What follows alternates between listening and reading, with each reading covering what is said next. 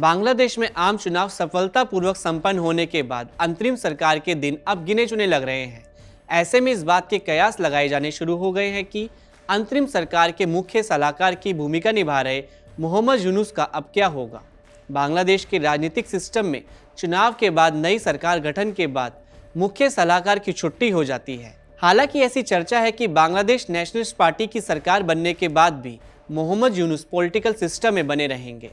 तारिक रहमान की बीएनपी ही इस सरकार में यूनुस का समर्थन कर सकती है।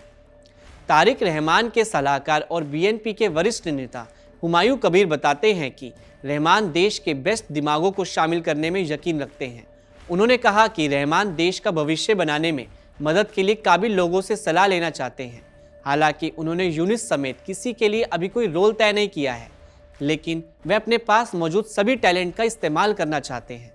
राजनीति में कुछ भी नामुमकिन नहीं है। तारिक रहमान ऐसा फैसला लेने वाले हैं जो देश को आगे ले जाएंगे और देश को घरेलू और अंतर्राष्ट्रीय स्तर पर अच्छी स्थिति में लाएंगे।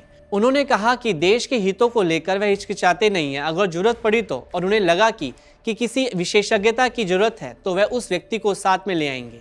लेकिन साथ ही दोहराया कि अभी तक यूनुस के लिए किसी भी रोल पर बात नहीं हुई है। एक चर्चा में मोहम्मद यूनुस को राष्ट्रपति बनाए जाने को भी लेकर चर्चा रही है। दक्षिणी एशिया मामलों के जानकार डेविड बर्गमैन का कहना है कि मोहम्मद यूनुस के राष्ट्रपति बनने से बांग्लादेश को फायदा हो सकता है, क्योंकि अंतर्राष्ट्रीय स्तर पर उनकी अच्छी पकड़ है। यूनुस के राष्ट्रपति बनने से बांग्लादेश को काफी फायदा हो सकता है। घरेलू आलोचना के बावजूद अंतर्राष्ट्रीय स्तर पर उन्हें काफी इज्जत मिलती है।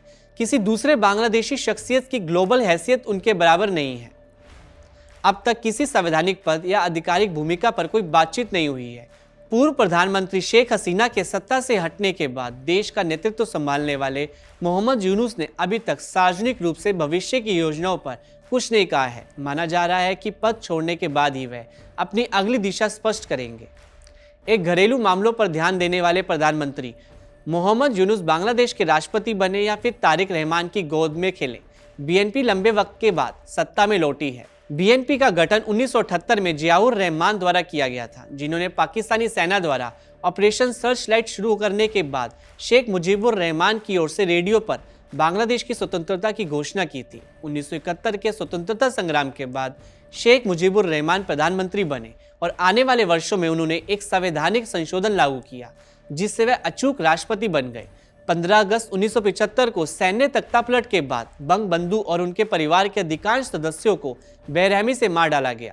सेना प्रमुख ब्रिगेडियर खालिद मुशर्रफ ने सत्ता संभाली। जियाउर रहमान उनके उप सेना प्रमुख बने। जियाउर रहमान के उप सेना प्रमुख के रूप में कार्यकाल ने बांग्लादेश में उथल पुथल भरे दौर को चिन्हित किया। उन्होंने धीरे धीरे सत्ता को मजबूत किया और 1977 में राष्ट्रपति बने।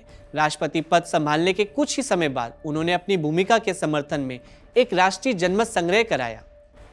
1 सितंबर 1978 को जियाउर रहमान ने बीएनपी को युद्ध क्षेत्र से आए स्वतंत्रता सेनानियों की पार्टी के रूप में स्थापित किया। जियाउर रहमान की मृत्यु के बाद उनकी पत्नी खालिदा जिया सैन्य शासक और राष्ट्रपति इरशाद के खिलाफ प्रतिरोध की प्रतीक बन गई। एक विधवा से लेकर बीएनपी की एकता की प्रतीक बनने तक की उनकी भूमिका ने जल्द ही बांग्लादेश की जनता के दिलों में जगह बना ली।